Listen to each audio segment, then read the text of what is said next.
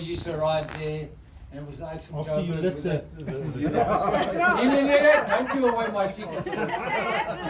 Everybody, Joburg had fire engines in those days. So what happened was they arrived at my house with these fire engines, and of course I was like, and I think this is the coolest thing ever, and they come into my street.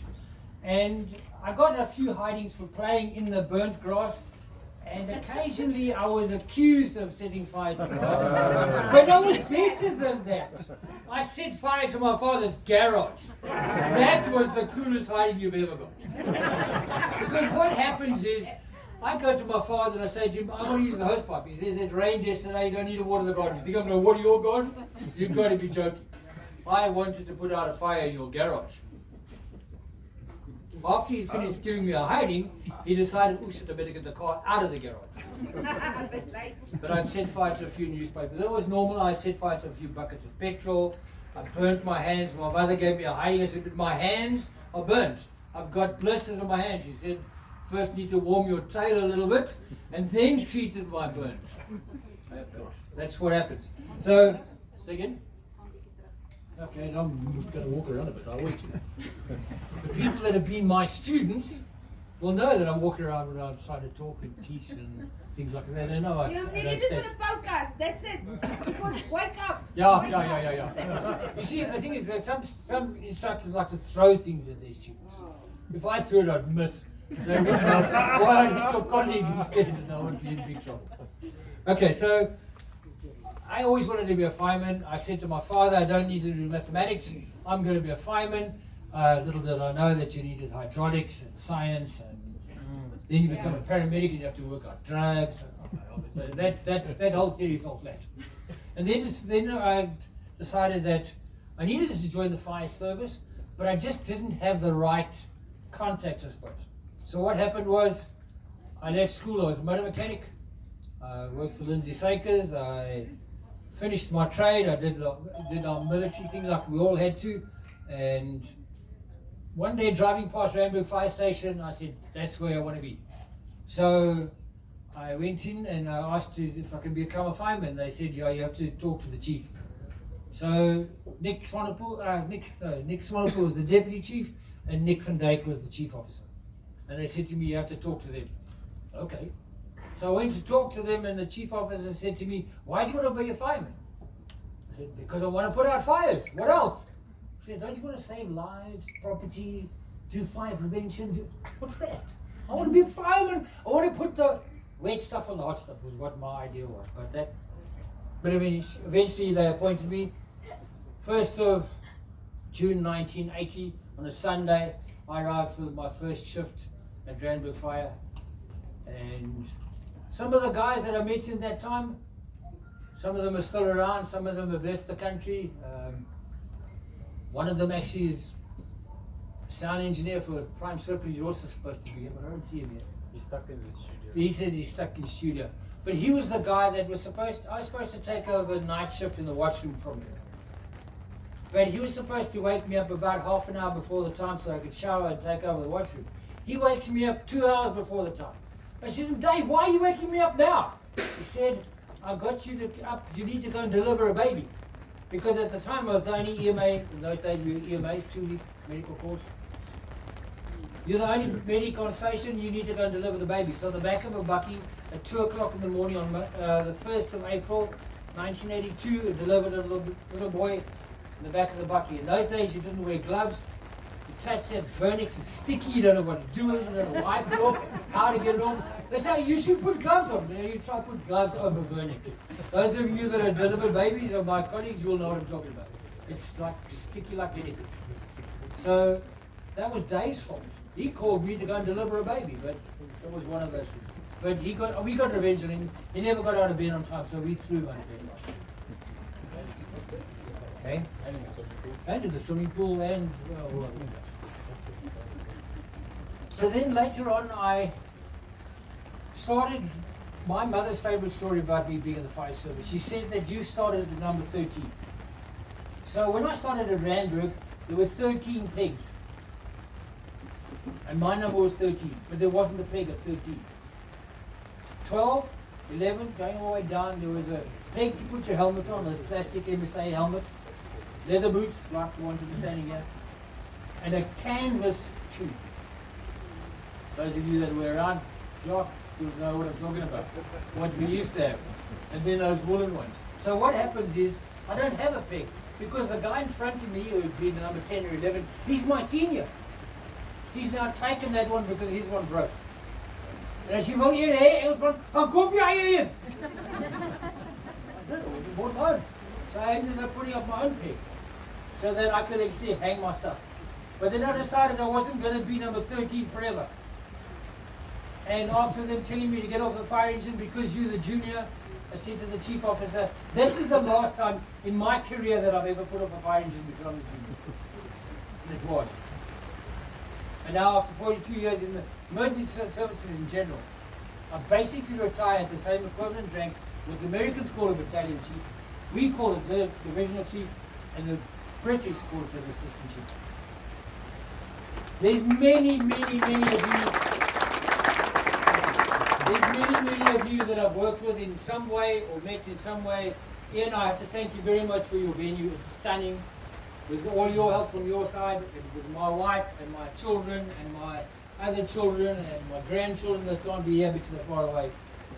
Everybody's all got a special place in my heart. And if I had to talk about every single person that's here, we'll be here for the rest of the night. Now, meneer, you're going to put me to shame and my father is here. Well, if I talk quickly about some of the people that are here, Kenny and I worked in fire prevention. Bat was the one who convinced the deputy for me to wear my rank marking, my new rank markings for my wedding when Estelle and I got married. And Frank, there he is, Frank Millenbelt was the dominee, he was the brigade chaplain. It was his first official brigade. And then he said, You did it.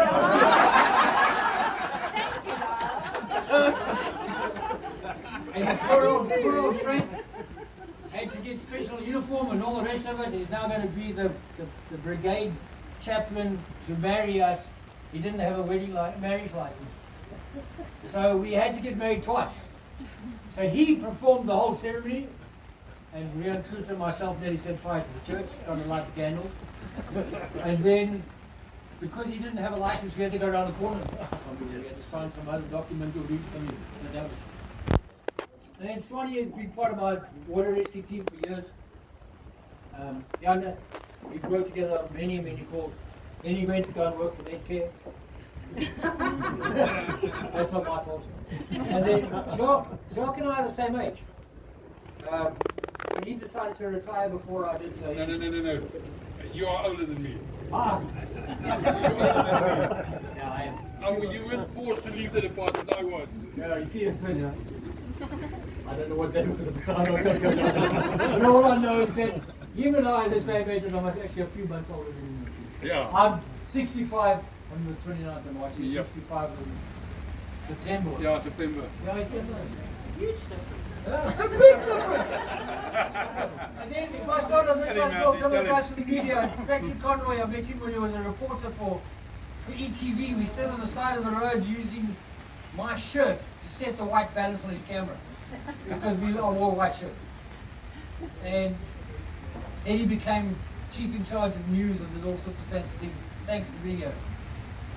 My neighbor, Carl, and his wife, Monique, they're the best neighbors to have. Because if I go and leave, I say, we look after my place, will you please? Thank you, no problem. And then these are I met them because they were friends of Estelle before we got married. And then at one stage I said, I always used to say to the wife, who are you? And Lisa said, sister. No, it's my wife. And Mandy, we worked together in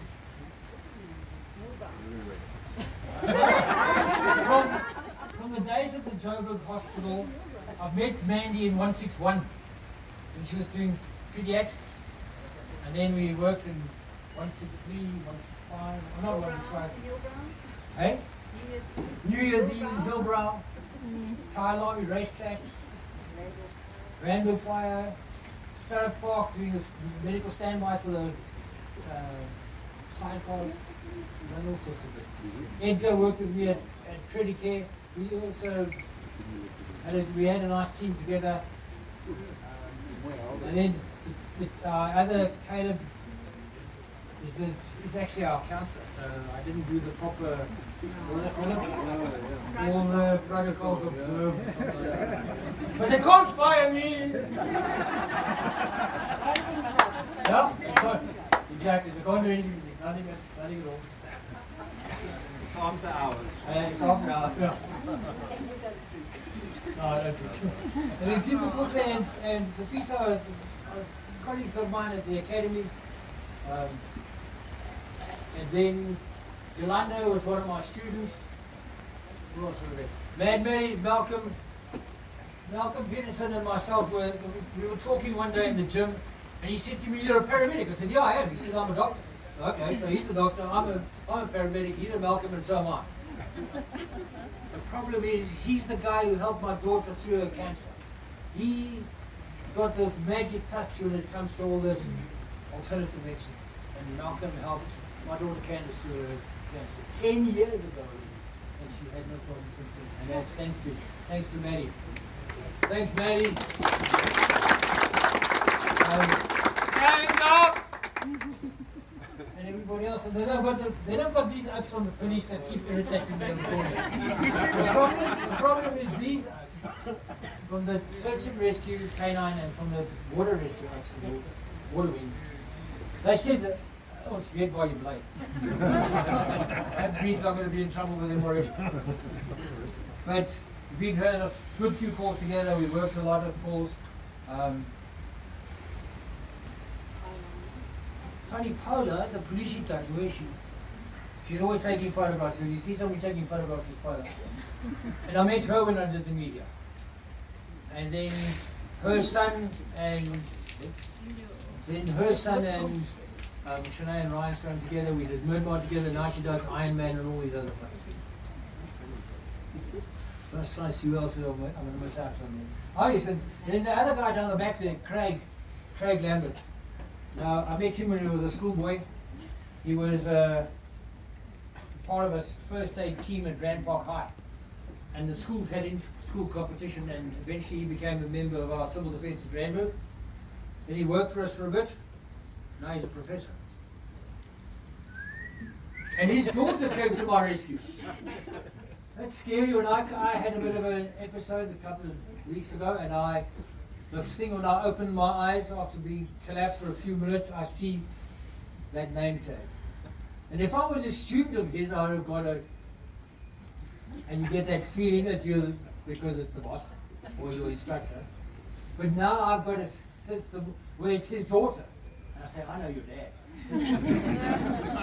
Put the poor kid into a difficult situation. Fantastic. Pat, did I say anything about you yet? Pat and I worked at Florida. He's still in Florida. And Pat also went through a bit of an episode with the cancer thing, but he seems to be okay for now. Eh? I'm running out of people to get to. Where am I going now? Who's next? Yes, Neil. Eh? Yeah, what's that? That's Neil Fisser and James Crawford Nutt. Now James and I worked together at Credit Care. When he was a student, he started with us, and then he would qualify. And then Kathy, I think, also worked with us as a student at Credit Care for a bit. So the two of them. And then Neil worked with me at Rudderput. They moved him from Resties to come work with us at Rudderput because of the advanced life support capabilities and all the changes and things like that. Then he also butted off and went to work for Netgear. We had a mass exodus at one stage when half of our staff decided that they were going to go work for Netgear. 26. Hey? 26. Was it 26 of us? You see, if I'd gone, it would have been 27. I didn't know. But they were a great bunch, like I said, we worked with them, and they still are a great bunch. A couple of them have helped me out, bailed me out a few times when I've needed to get an extra paramedic on the other side of the world when I couldn't get there, or something like that. Francois is our resident hairdresser. Him and so what we have now is we have at our house, so we have a salon. So for those of you that live near us, I've been allowed to advertise, so I no longer work for council. So I'm advertising that my daughter has a salon on the one side. She does all these fancy somatology type things. And then on the other side of it, Francois has a hair salon. So there's the bookings do this, isn't it? Let's go for cash. And then I get down to the back here to my brother-in-law and his lady, and my mother-in-law. Lots of people complain about their mother-in-law. Too many people. I've got the best mother-in-law in the world. I've never ever had one. Does she rent out? Maybe she'll be convinced to rent me out. Okay, but I think I've spoken a little bit about everybody now. Who haven't I spoken about now?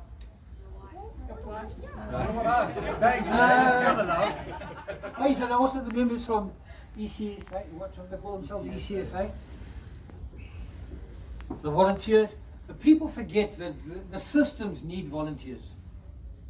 And unfortunately, a lot of times volunteers are overlooked and not supported by the full-time staff. And I know where they're coming from. I know I've been down that route too.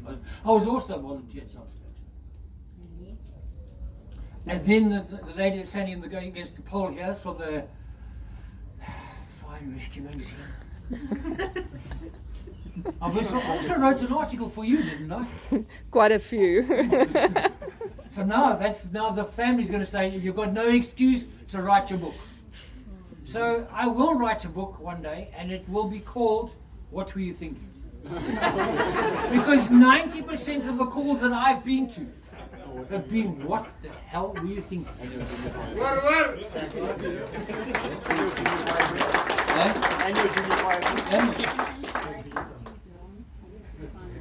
Oh yes, I've just been informed that I must remember that Ray here is the dance instructor, and he's been teaching Sinead to dance, and they have a whole setup that they taught me to dance after being married for 26 years. The wife and I can now finally dance. Amazing what you do in your old age. But the wife's been nagging me for years to dance, and I can't. Go to Ray and what's the young man? Yeah, and now I'm at Warrines. Okay, so then I've also got the music man here is Henry Crabb. He's part of an old bunch called Henry's group is called Abbott and Crabb, and I've been watching them for many years. They were together for about 40 years or something. And the first time I took Estelle to see them, I said, "You've got to see these guys because they're fantastic. I really enjoyed their humor." I was crying. I had jaw ache. I had flippin' mouth ache. I can't talk. I'm laughing so much. So, thank you for being here. I appreciate it. He's got my favorite saying of his is that Elvis was born in Springs, and he'll tell you about that just now. What else? What have I left out on my thing about burning grass and setting fire to things? I didn't. I said right at the beginning of life. And your children.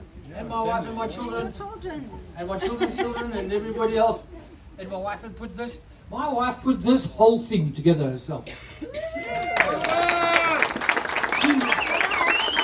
With the help of the children, of course. And the thing is, then she says to me, "Get out of here, get out of here. You can't see this, you can't see that." I don't like surprises. I want to see. No, get out. Go. She worked until 2-3 o'clock in the morning to get this sorted out. So hopefully you enjoy yourselves. There's food and more food and more food. And lots more food. And fire. And there's going to be a fire afterwards. We're going to do a little bit of a burn. I think we're going to do a little bit of set fire to Fat Boy or something like that. Just for those of you who have got turnouts, we'll do it. Those of you who haven't got turnouts, we'll make a plan and we'll see what we can do. All right. Hopefully I've mentioned everybody, thanked everybody as much as I can. Those that the other one I haven't is the weirdo. It's my friend Joe. Joe Prince. I met him as well as a reporter. And he was eventually the editor of Westfield or something like that. And every time he's got the right saying at the right time. And I just say, weirdo. So, thanks, Joe. Weirdo. But he's the greatest. All right, but thanks for everybody for being here. Thank you for your patience with me trying to put together a little bit of a talk. And I think sometimes it's better that you run it off the cuff than when you try and go down a list. I got into trouble in our wedding because I said thank you to everybody that had come from a long, far distance and all the rest of it. And my sister-in-law had a heart attack and started screaming and shouting at me because I didn't thank her and my late brother for coming all the way from Kimberley. I said, thank you to everybody that came from far. But I didn't say Nigel and Louise that came from Kimberley, so I was in trouble. So hopefully I didn't leave anybody out. If I have left anybody out, I apologize a million times. Tombi, yeah, Tombi's here too. Tombi is our assistant director of Household operations.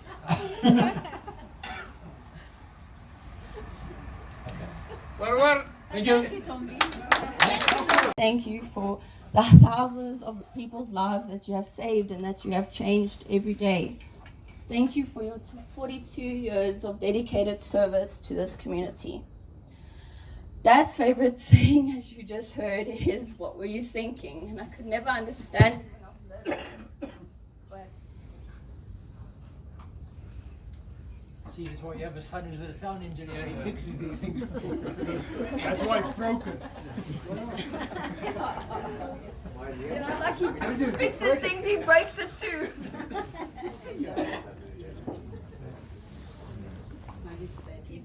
Just 2 minutes, please. Technical difficulties. Thank you. Please be patient. We'll be right back. This is sounding a lot like We apologize for the breaking transition. It's YouTube, we're buffering. And now Turn airplane mode on and off quickly. The buffer. Change the battery. it's ad break now. No, it's my luck that it happened. It's my luck. We can hear you here. Carry on. Can I carry on? Okay. Okay. So I never. Is it on? I don't know.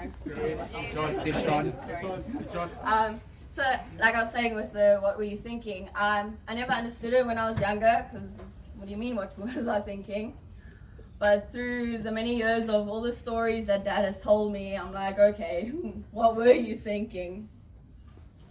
Thank you for teaching people your ways and for teaching them your passion to save lives. Dad has not only been just a firefighter and a paramedic, but he has also been a lecturer to the young firemen and the future generation of this country. Thank you for always giving your time to those in need. You have always been on duty 24/7, 365.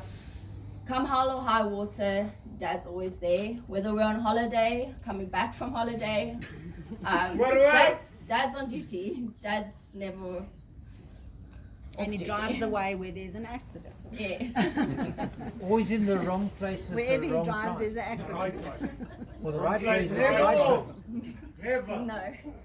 I'm very proud to be your eldest daughter. Thank you so much. Thank you for everything you have done for me and for all of us. Thank you for taking us four to the airport, or us three, to the airport and back, and for our ice cream trips. And Sorry, what? oh, you did this. So now I've got a photo of you. Don't be jealous. Exactly. And lastly, I want to say thank you to my mom, who joined the fire department family as a young wife with 2 girls and a husband who always worked. My mom now has 4 kids and 5 grandkids and still manages to support my dad in the way she does, and has always been there for him, helping where she can, whether it is at accident scenes or at home. Thank you for always supporting him and our family. You deserve a trophy. So Dad, it's now time to retire. It's now time to chill and enjoy being retired. Well, Sê vir daai manne van die polisie. Hulle weet waar ek bly. yeah. Thank you, Dad. I love you.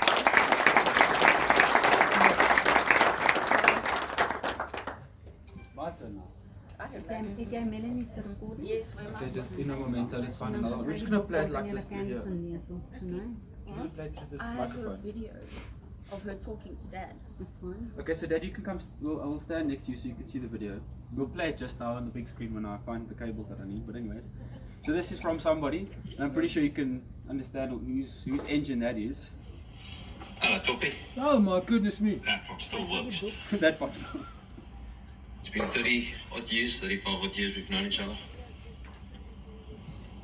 You were always the boss. You're always a gentleman. You've done a great job.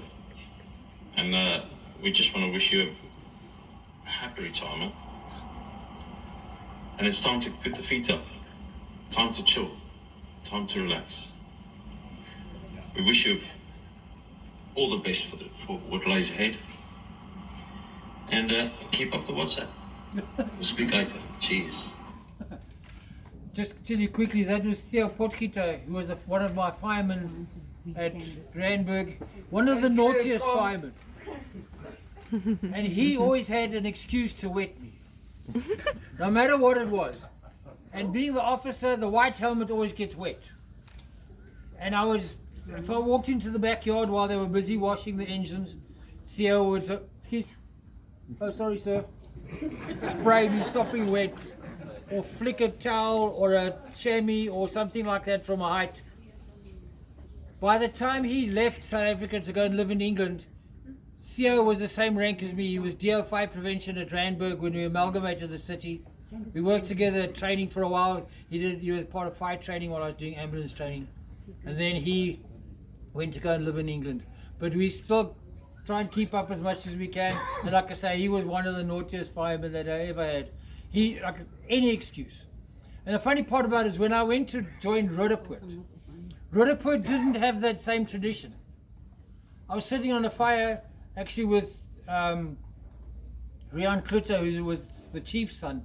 We were sitting pulling thatch at a thatch roof fire. Kenny was with us on that same call. Remember the one at that thatch roof fire with the two buildings together? I think you still got a bit of an injury from that. Yes, now. Anyway, so we go to that fire and they're busy on the one side and the fire's now on the other side on the thatch, another thatch building. So Rian and myself are pulling thatch, spraying water, and I said to him, you know what, I've been on this fire for a couple of hours now and I don't understand something. He said, what do you mean, sir? I said, I wear a white helmet. He says, I know that, sir. I said to him, but Rian, you don't understand. I'm dry. He said, what do you mean? I said, if it was Randburg, I'd be soaked to the skin by now. He says, oh, sorry. Wait up for that. Malcolm, Yes. they weren't the only naughty ones. Yeah. You were just as naughty. Jock, ek kom nou nou daar sit. Also a thatch fire down there in Witkoppen Road. You pushed me into the swimming pool with my huggy gear on. I did what? Yeah, my feet come up to the top and I can't, my head keeps on dumping in the water. I shall believe. I shall believe it. But what I do remember is you and I on the call in the inner city carrying those 60 kids from the building. Yeah.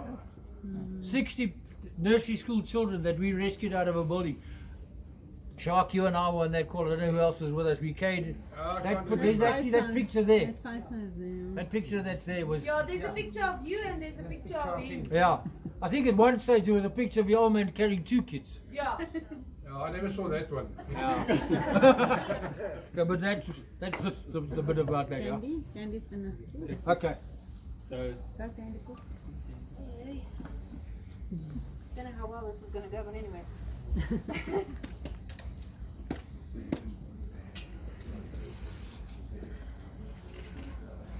to hold? Yeah, this is not going to go well at all. Would you like a microphone? No?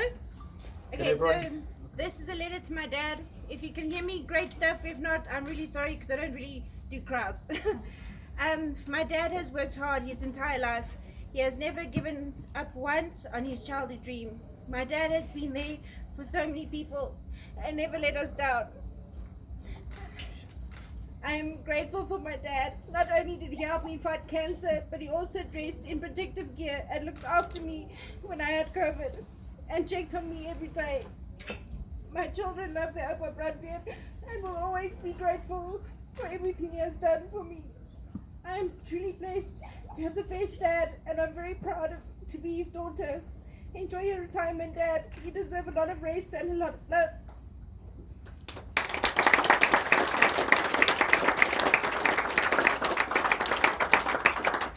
Thanks, Candy Cooks.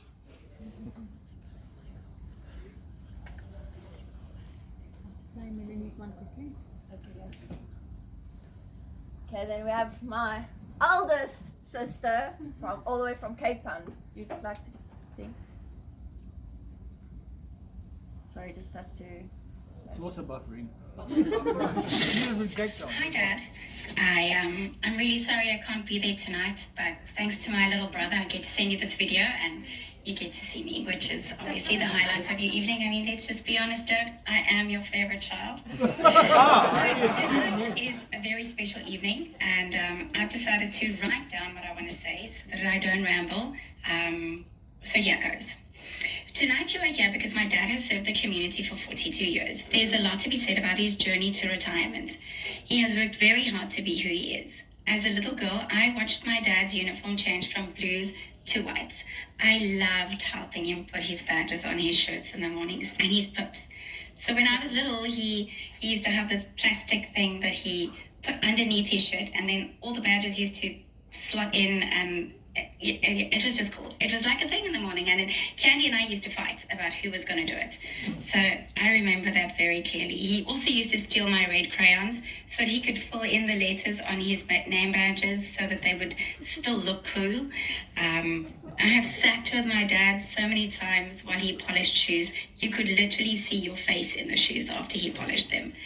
And then when I was about 4 or 5, and my dad, he tells me this all the time, I used to take my Cabbage Patch doll and then I'd fold it in half and put it in my brown suitcase and then walk around like it was an Annie doll because I wanted to be cool like my dad. It was super cool. He had this doll in a suitcase. I mean, which little girl didn't want that? And then as fire department children, there was this space of grass between where the flats were and where the civil defense room was. And I don't know where we got the jump bag, but I remember it so clearly. Jannie Veldtagen and I used to run up and down on the grass and we'd pretend that we were paramedics and we were like my dad and we were saving people. It was really cool, and some fabulous memories come from Randburg Fire Department. Now, as I was growing up, my dad didn't have many days off. There wasn't, I mean, even though he was off duty, he was always on call because he'd always answer his phone. So we as his family were sort of used to sharing him with the department. So while you guys all know him as Mr. Midgley, to us he's just dad. He's just dad. My dad, while doing everything for the fire department and always being on duty, he was always there. He used to fetch me from school every single day, sometimes in a fire engine, which was really cool up until a point, and then it wasn't cool anymore because when you're like a teenager and in matric, it totally ruins your social stance. It really does. Sorry, Dad, but it did, and now it's cool. I mean, but when I was a teenager, it just wasn't cool. My dad taught me to draw. He can totally ace a school project. I mean, he does it like a boss. He always made us better. If you were sick, he'd fix you. I don't know how. I mean, I'm nearly 40 and I still phone my dad when I'm sick because he makes you better. He checked on us every single night before we went to sleep. It didn't matter whether he was out on a call and came back late. He always came to see if we were okay. And we were never allowed to swim without him. All 4 of us swim really, really well, but because you don't mess with water and my dad is who he is, he had to sit there while we were swimming. My dad has a wife who absolutely adores and loves him, and she has waited many nights for him to come home. He has 4 kids, 3 super naughty ones, and 1 very well-behaved daughter, who are super, super proud of him and what he's accomplished in his life. He has 5 grandchildren. They call him Opa Brandweer, Granddad, and Pops. My son Connor has always wanted to be a fireman. It's like a thing. Clearly it's a Midgley thing, I don't know. He wants to be a fireman, he wants to be a diver, he wants to be a skipper, and lately, since we've been living in Gansbaai, he wants to add fisherman to it. So he's going to be a busy boy. And then my daughter Katie, she doesn't understand how there's going to still be a fire department when her granddad retires. It's like, she doesn't know. She's like, how, because everything fire related is granddad's. And then Zoe May, well, she calls my dad all the time because we've got quite a few fires that go on here, and she'll stand on the planter base that we've got outside and she shouts, Pops, Pops, Mummy phone Pops, and Pops must buy her a fiver dress because she's going to go put out the fiver and she's going to save all the people because she's just like Pops, it's really special to see. But as you say goodbye to him, we as his family get to welcome him home for the very first time. We don't have to share him with you. So we're really looking forward to my father going into retirement and just not having to share him with anybody. He's just ours now. I love you, Dad, and I am super proud of everything that you have accomplished. You really are cooler than Chuck Norris. Enjoy being off duty, Dad. It's about time. I love you.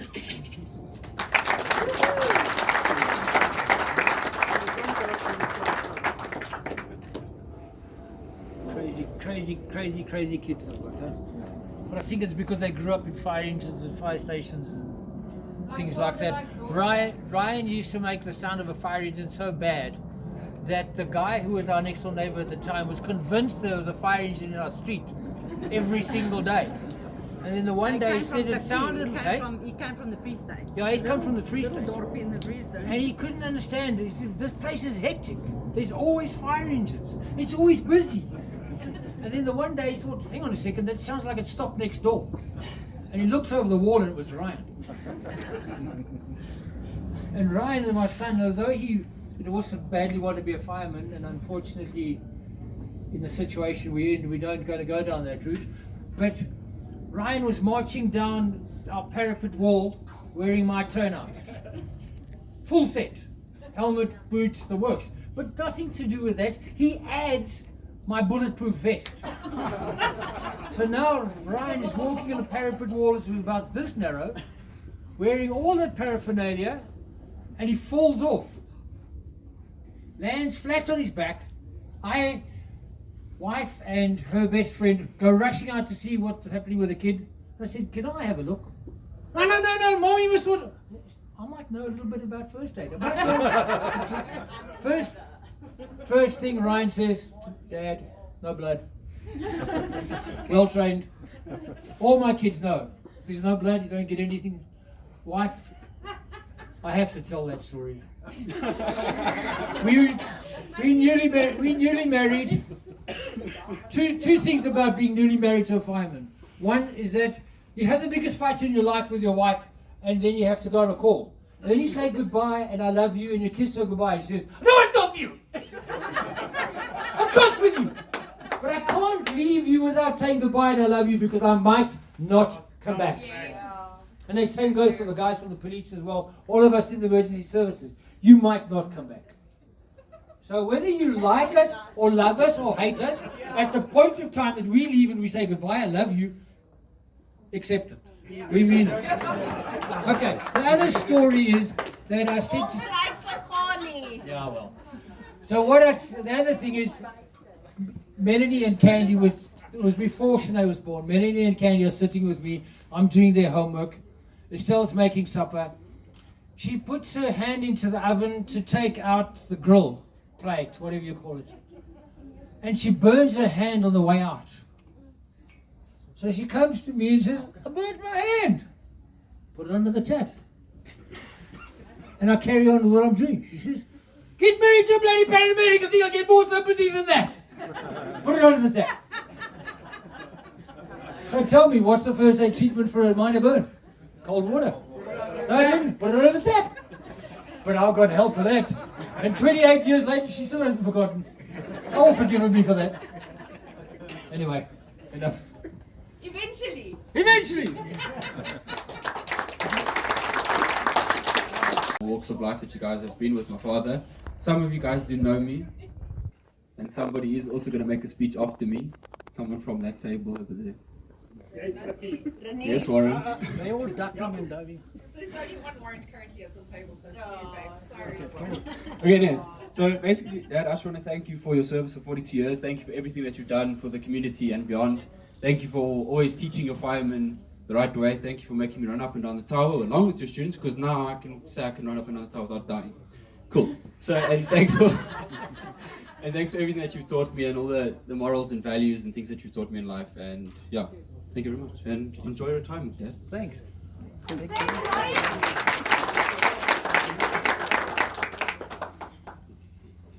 Okay, next. Some music. Guys, at the end of the day, I learned Mr. Beach the wrong way. I rubbed him up the wrong way. He rubbed me up the wrong way. So, but at the end of the day, you know what? A best friend you will never find better than him.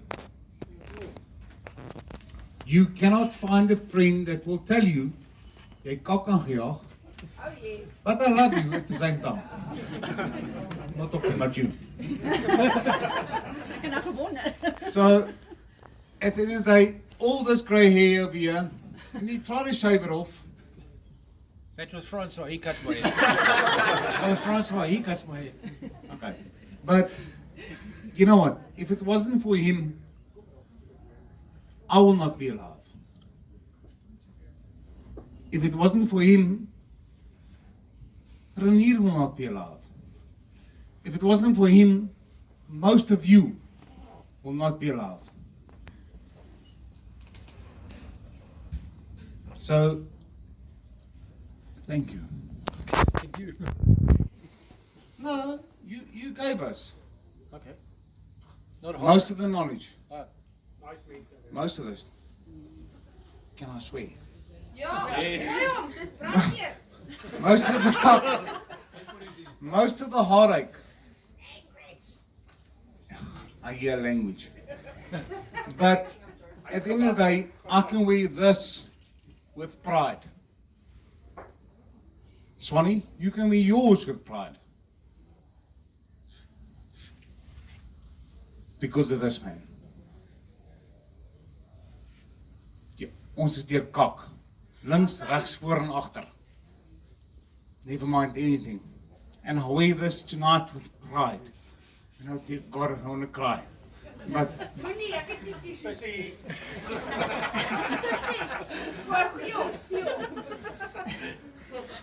but we can.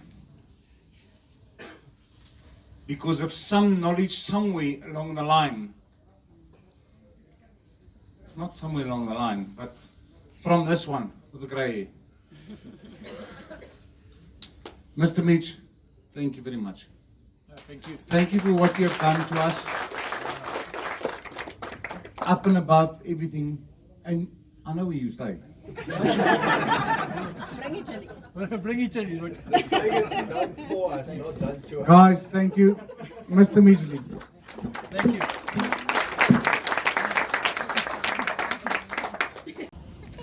It's a long tow, Liefie. Here comes us some more. All right. Come to me, love. I switched it off when I said when you slow down on the cruise. Malcolm, you need it on this side. Not yet. Daar. Just stay.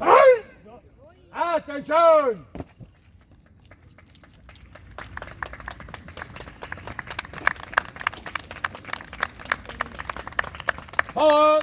Salute! Thank you. Now, Malcolm, I've been given the honor to hand this over to you on behalf of your family children. Now, I must first say to you, it's a very great honor that they've given it to me to hand over to you. And I really appreciate it. Thank you very much. Thank you. And thanks for being here as well. Sorry I was late, but No, yeah. that's perfect. Now, I just want to turn it around so that people can see it as well.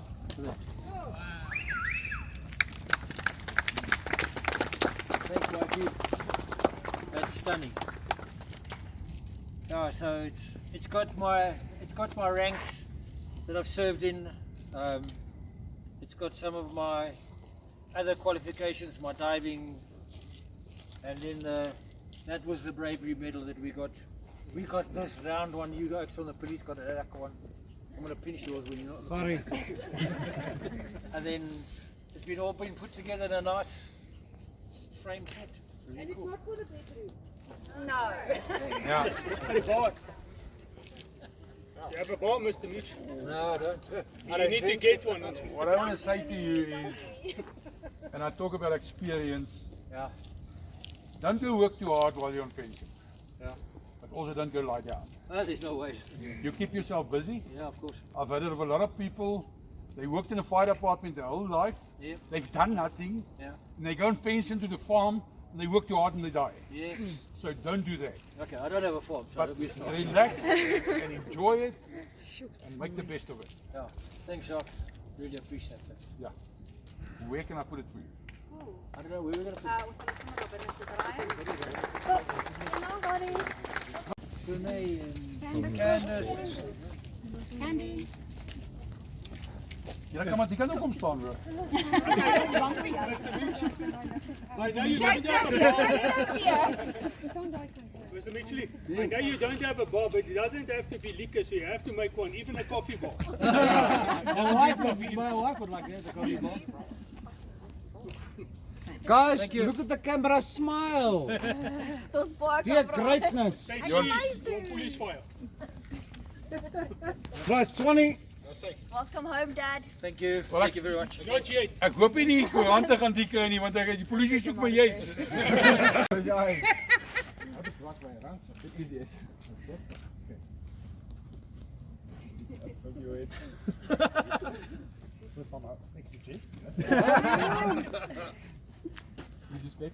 Thank you.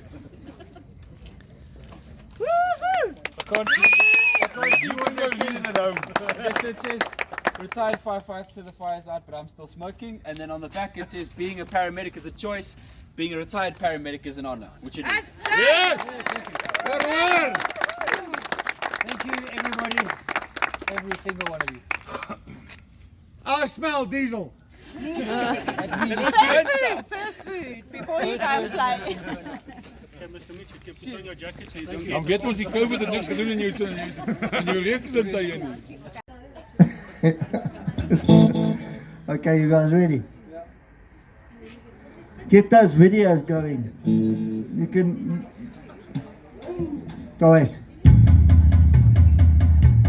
To the right.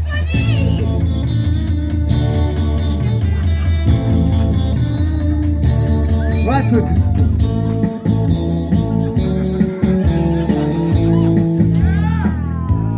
Where?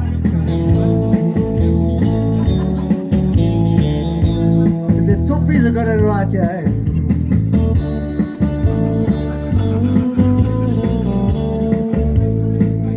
Right foot.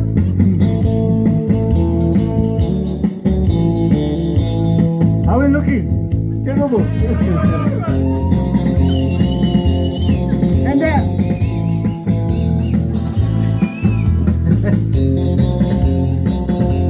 One more time. This is a fireman's walk.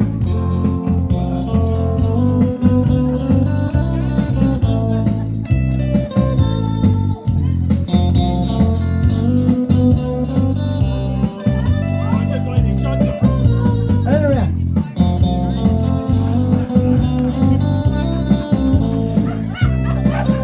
To the right. Right. Right.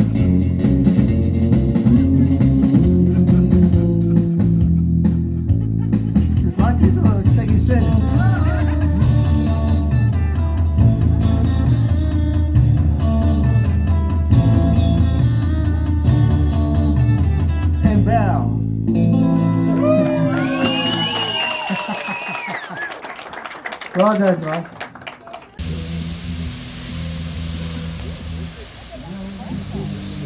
So your name again?